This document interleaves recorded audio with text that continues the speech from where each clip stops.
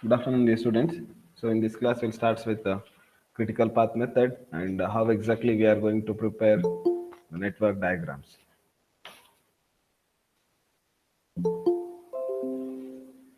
So my voice is audible, right?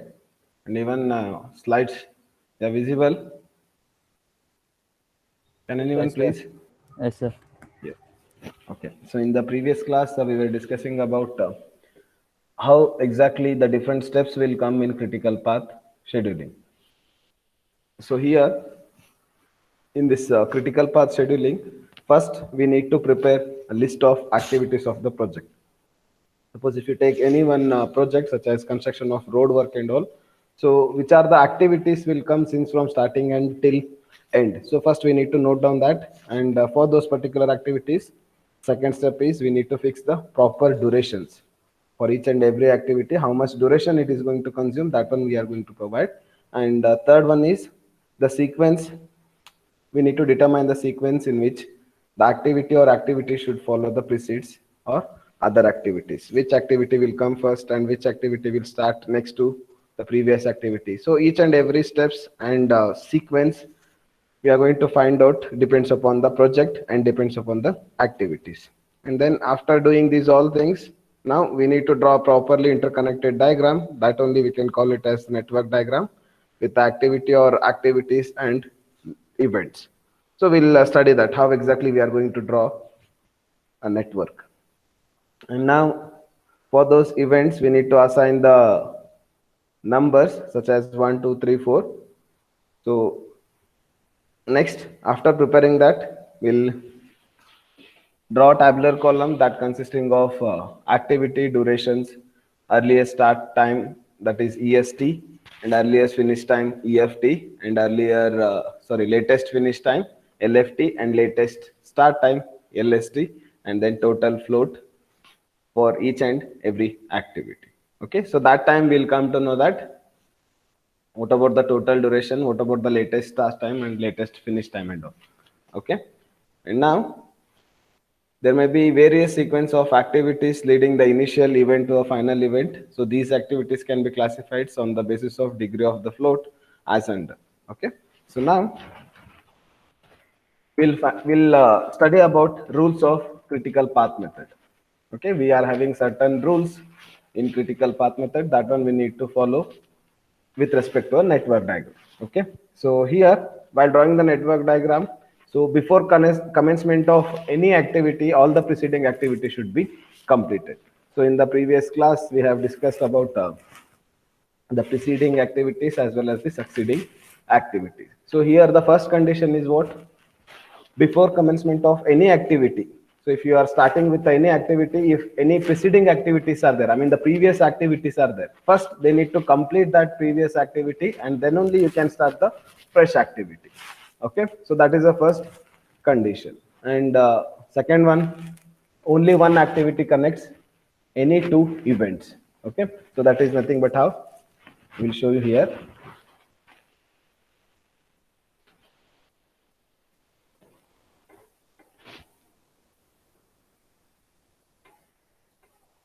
So think that this is one event. So usually we will give as number one, and this is one activity.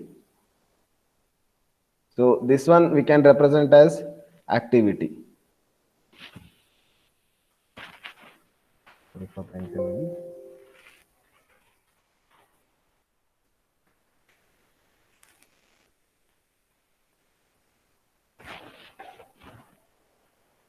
Okay. So this one we can call it as a node, and we can write no event number here. So whatever the node consisting of numbers, we can call it as events. And here, this is one activity now. So whatever the arrow mark we are showing from point 1 to point 2 or node 1 to node 2. So this one we can call it as activity. Okay. And here we can write the durations for these activity. So here the first condition is what?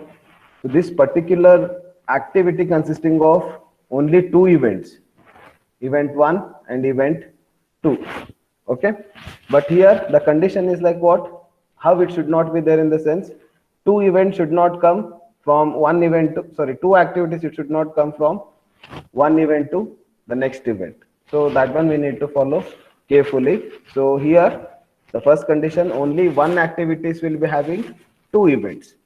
Okay, and moving on to the next part, the event number must not be duplicated in the network. So it's nothing but what here we have given now. This is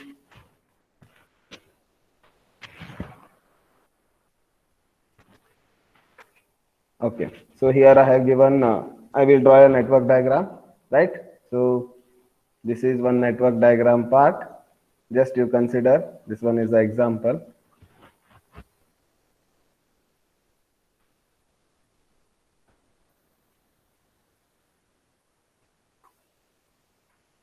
Right, so every activity it should ends with the arrow mark, then only we will come to know that which one is start and which one is end.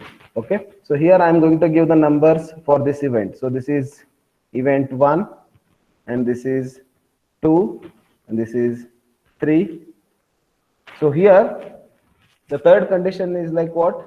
Here whatever the nodes, I mean whatever the numbers we are giving for the events. So here I have given 1, right? So for this one, this is not supposed to repeat anywhere in the network diagram. For example, here we cannot write again with the same event number, that is 1. This is completely wrong. So only one number it should be there in the network diagram, that too within the node. Okay, so instead of this, here I'm going to write it as a 4 and then 5 and then 6. So numbers, they are not supposed to repeat within the node in the network diagram. And next, the network must have only one initial event and one terminal event. So this is the start part, and in this diagram, and this is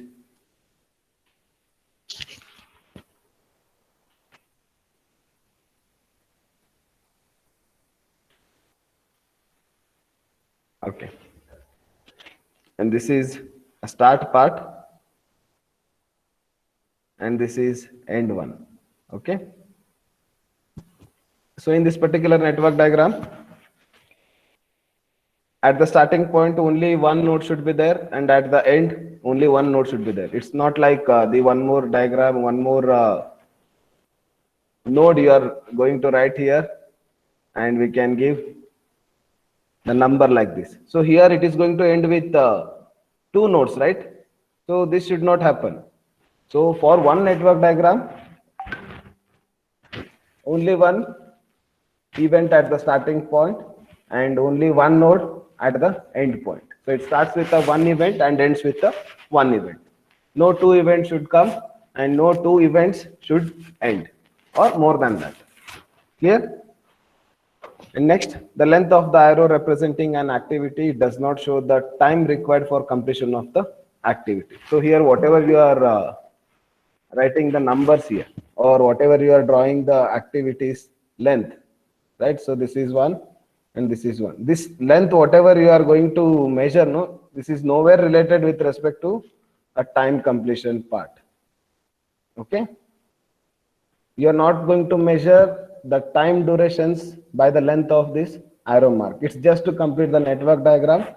For example, here you can write, so this length is very small and we can give 2 and this one is a big and we can give 4. Not like this. So even you can write from here to here as 2 and from here to here as 4, and again here to here you can write it as 8. This length, it is nowhere related with respect to time durations of those activities. So these are the general steps what we are going to follow in this critical path method. Things are clear? Is there any doubt with respect to these points? The rules of critical path method. All 5 points are understood? Can anyone please answer? If you're having any doubts, you can ask regarding these rules, because while drawing the network diagram, you need to follow these rules such that it should not be a problem while solving those network diagram problems. So make sure that these 5 rules you need to follow. The first one is before commencement of any activity. If you want to start with one particular activity, that predecessor activity or previous activity has to complete. So then only you can start with the next activity. And second rule is only one activity connects two events. So two events, whatever it will be there between one, it connects with an arrow. So that one, it should be with the only two events. Then only we can call it as one activity. So two events, you should not connect with two activities or more than that. Okay. And third one is the event number must not be duplicated in the network diagram. So in the network diagram, whatever we are going to assign the numbers for the nodes, that one only we can call it as events. So that event number, it should not be repeated in the network diagram. Okay, the third rules. And fourth one is the network must have only one initial event and one terminal event. So if you draw a proper network diagram, it starts with a one event and ends with a one event. And more than one event, nowhere it is, it should not come in the network diagram. So this is entirely wrong, and it is not possible to find out the critical path method when it starts with more than one event. Okay, or even it completes more than one event. So it should be a closed loop such that it starts with only one event and ends with only one event. Understood? And fifth one is the length of the arrow that representing any activity does not show the any time required. That length, it is not going to decide the total time durations of an activity. Okay. Understood?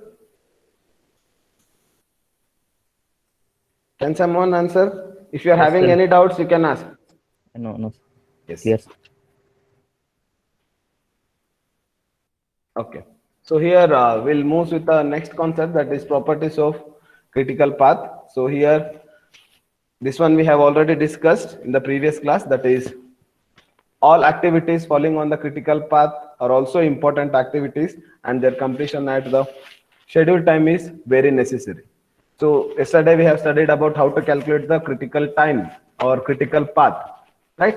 So whatever the activities will come in this critical path, so they are most important because we need to concentrate much on those activities, because it is having a critical time there. Only a particular time duration will be having there. Within that we need to finish. That is the maximum time durations what we are getting from the client. So that particular path we need to concentrate much.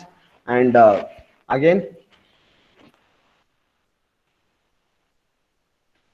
the activities, whatever it will comes in that path, also called critical activities. So here you can take that example in this network diagram. So in the previous class, we have discussed regarding the different paths. You can see the different path here: path 1, path 2, path 3, path 4. Okay. So in this, the second path, it connects between 0 to 2, 2 to 5, 5 to 6, 6 to 7, and 7 to 8. So this is going to consume the maximum duration, right? So it is about how much?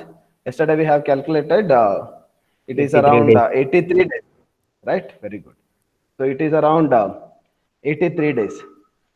So in this 83 days, these all activities will come. That is 0 to 2, and 2 to 5, 5 to 6, 6 to 7, and 7 to 8, right?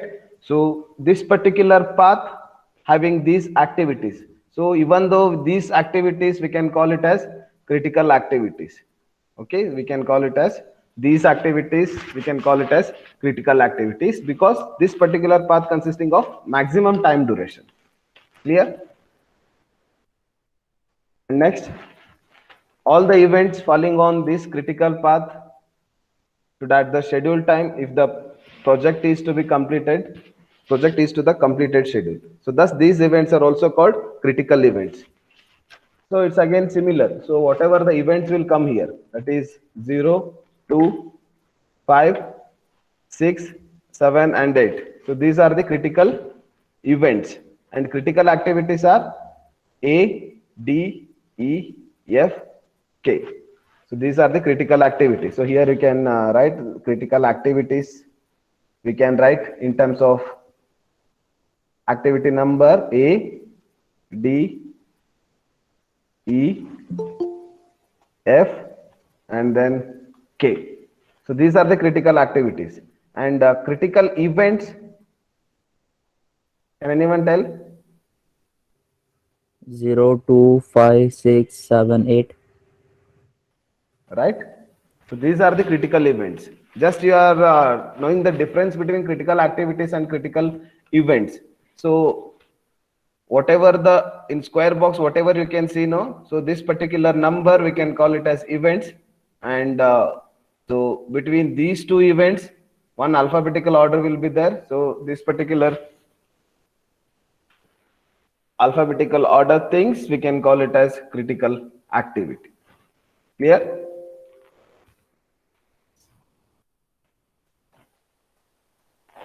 Next, the manager pays his whole attention to these critical activities just to complete the critical activities in time, because we are having the exact time durations to complete those critical activities. We are not having any extra time durations to complete, because it's start from first activity to the last activity, right? For example, 80 days it is going to consume, that is 83 days it is going to consume, in the sense, since from day 1 till day 83 that path is going to be continued, right? So we are not having any extra days there. But if you consider the same thing in other part of the activities path, I mean other critical paths, such as path 1, path 3, and path 4, so it is having certain time durations. Even though if you delayed 2 to 3 days, you can cover up that one within 83 days, right? But here for this particular path, I mean the path second, which is going to have the maximum time durations, and since we don't get any extra time durations for this, so the third point applies here, that is the manager pays his whole attention to this particular path, that is path second, just to complete the critical activities in time, and he need not waste his energies on unimportant activities. Unimportant in the sense those who are consuming less durations than the critical path, so that one they can highlight with respect to unimportant. And if a project is required to be completed before time, then the attention should be focused to complete the critical activities only. So if you want to complete the entire project within the time duration, then you need to concentrate much on this critical path activities. So then only you can complete the project within the time durations. Clear? So finding out a critical path is most important in the project. So it will come to know that this particular path and these activities are going to consume the maximum durations. So we need to concentrate much on these activities. And here the time should not be wasted on unimportant activities. Okay. And the advantages of critical path method. First one, the sequence of operation is established. You will come to know that which activity has to start and which activity has to start after completing which activity. So each and every details, I mean the sequence steps, will come to know in this critical path method.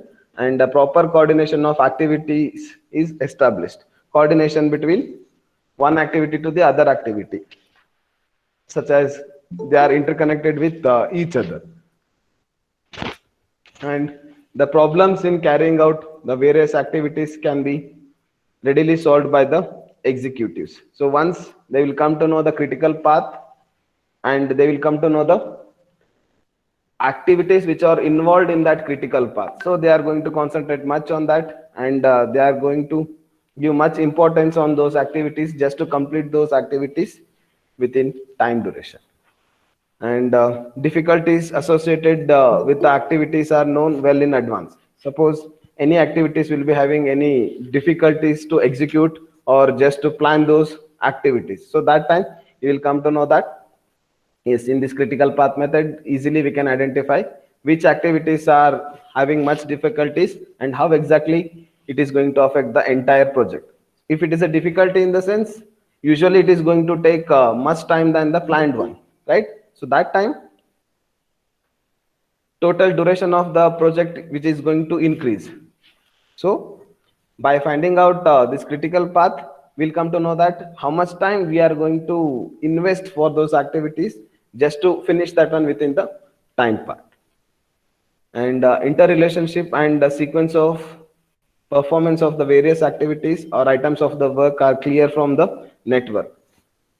Once if you start with the sequence of the activities, easily you can follow up as per the network diagram. Yes, we have started this activity A, and after this A activity, yes, someone have any doubts means you can ask. Okay. So once if you come to know the sequence of the activities, easily will come to know that is first activity we need to start here, and next activity we need to start after finishing one activity. So like that you will come to know the sequence. So you will not be having any difficulties to execute that entire project activities, and it eliminates the ideal period of periods and hence reduces the project time and the cost. So once if you prepare this, there will not be any doubts in the execution part. So it's much important to execute the activities by referring this critical path. And next, it provides the most economical deployment of the project resources such as personal, equipment, machinery, etc. So whatever the resources you require, so easily it can be identified by considering this network diagram, because that activity A represents one particular activity, such as you can take any one activities from the civil engineering concept, and then you will come to know that that activity requirements. So how much cost it's required, how much time it is required, how much resources it's required. So each and every details it can be provided in this critical path method, so that easily you can execute those things in the project part. And it's understood now. This is most asked question, that is the definition of critical path method, and properties, and even the advantages. Okay, so can anyone tell what is critical path method, or what is critical path? The method of planning and scheduling The method of planning and scheduling. So still based more you can add few words to that. based on You can network consider diagram a network. Yes, based on the network diagram, what you are going to find out, there will in be which, different activities there. in which total project time is determined by the sequence of activities. Very good. So that's nothing but what?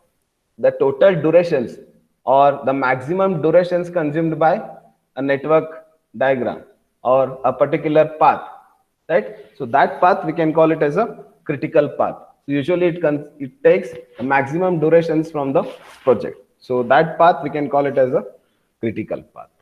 Clear? So moving on to the next concept, that is work breakdown structure. So in the work breakdown structure, which is a device that clearly identifies the functional elements called activities of the project and their interrelationship. So it's nothing but what?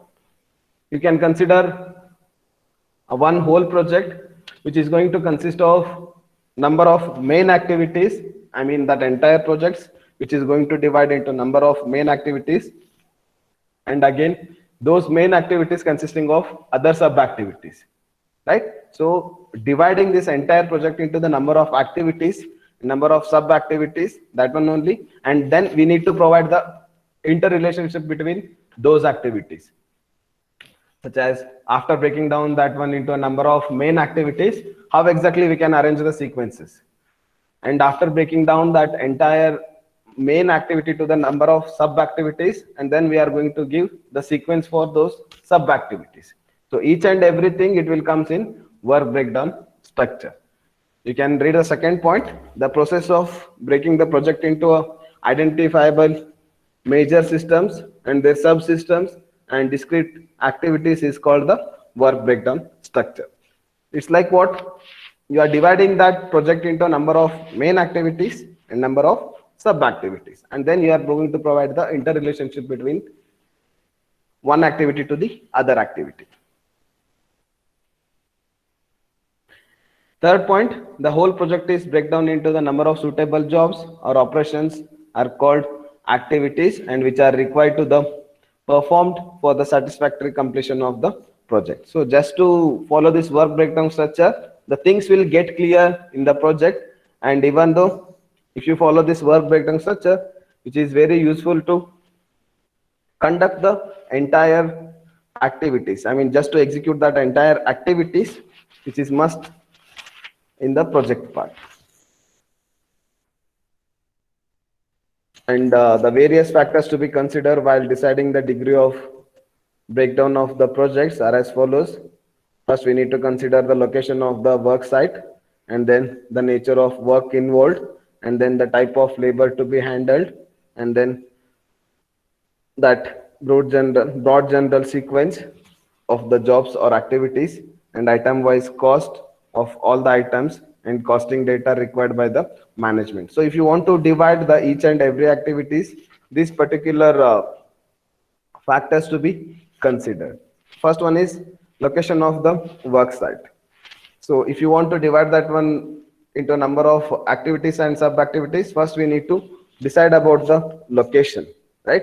So depends upon that location, how exactly we can divide and we can give the interrelationship between one activity to the other activities will be known. And the nature of the work involved. So which type of work is going on, whether it is a construction of a bridge, construction of a road, construction of a canal, dam. So many structures, civil engineering structures will be there, or other part also you can consider. So if you want to divide that entire project, even the type of work is also necessary, and the type of labor to be handled. So which type of labors are required, how many days it is going to consume, because you are going to give the interrelationship between one activity to the other activity. So that time it matters a lot. So if the number or type of labors are superior, so easily they can complete that work, so that the interrelationship between it may get changed from one activity to the other activity. And the broad general sequence of the project, sorry, sequence of the jobs or activities, and item wise cost of all the activities. So item wise cost in the sense, when you divide the entire project into a number of activities, so that each and every activity's cost, it is going to be estimated, and depends upon that also we can consider the work breakdown structure and costing data required by the management. So costing data in the sense, after preparing that estimation chart or estimation of the entire project,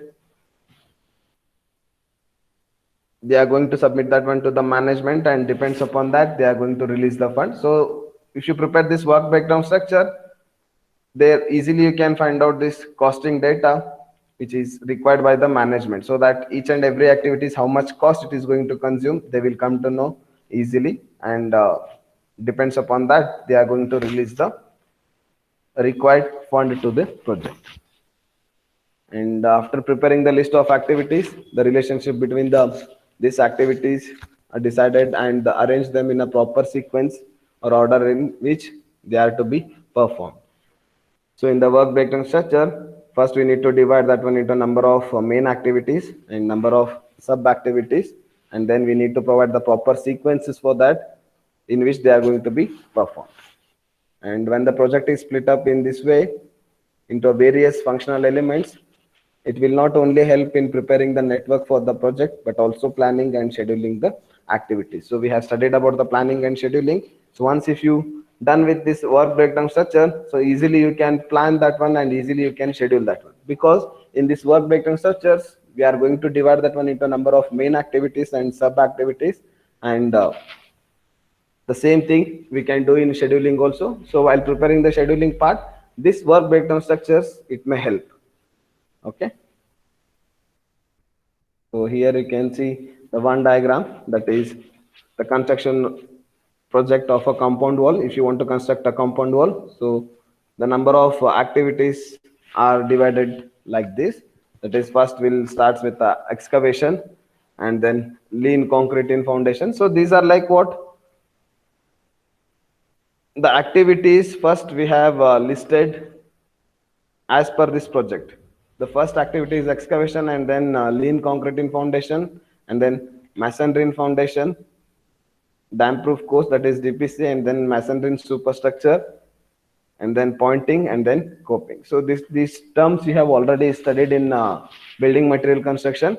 Just to know the sequence of this, If you want to construct the compound wall, first we'll go with the excavation part, and then after the excavation, we'll place the lean concrete in foundation, and then masonry in foundation. That is a construction of brickwork or stonework just in the foundation part, and then after that we'll provide the DPC, and then superstructure will come, that is just below the earth surface. Whatever we are going to construct structures, we can call it as a superstructure, right? And then after that, after constructing that masonry in the superstructure, pointing will be done, and then pointing is nothing but from one brick to the other brick, we'll make certain space there, and then coping just to drain out the rainwater. Okay, so this is one example. Okay, and again you can consider other building example also. So here this is one entire project, that is building.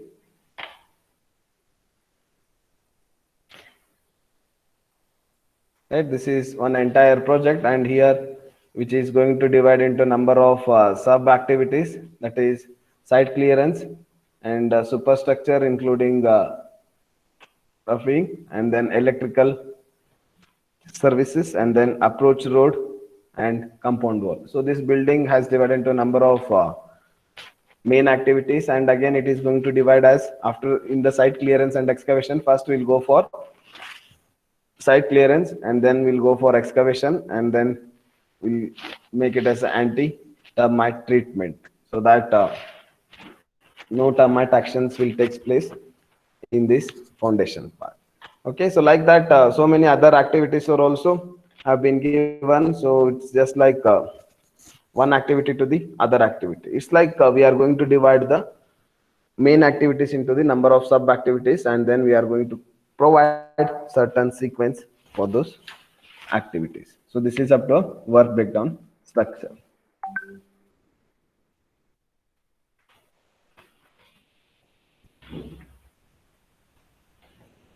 So in general, a system or a project is breakdown into a number of systems and subsystems into a number of components and so on. And the breakdown is continued till the system is reduced to a components or activities that representing manageable units for planning. So you need to divide the works in a such a way that it should be helpful for planning and scheduling part. So you want, it's like work breakdown structure in the sense you need to divide that main activities into the sub activities and all. It's not like that, but you need to consider the major main activities and major sub activities. So for each and everything, you're not supposed to divide that work, because when the number of activities and sub activities are more, again it is difficult to monitor each and every main activities and sub activities. So you need to consider the major one, so that it should be helpful for planning and scheduling part. And the main objective is to identify the discrete activities or tasks that can be planned, estimates, scheduled, executed, and controlled for the completion. So some of the activities are a bit critical, and they are very difficult to execute. So that time, by referring this work breakdown structure, easily we can monitor that particular activity or those particular activities in the work breakdown structures, and we can concentrate much on that just to complete those activities within the time budget. Yeah, so till now it's understood. If you are having any doubts, you can ask.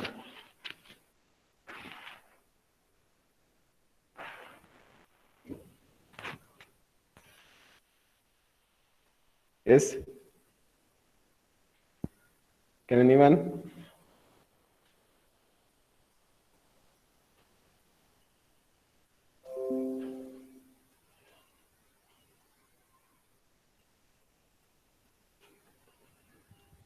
No, sir. Yes, you can give your attendance, and after this, just to take 10 minutes break, and I will take one more class. Is it fine, or we can continue by tomorrow? Tomorrow, sir.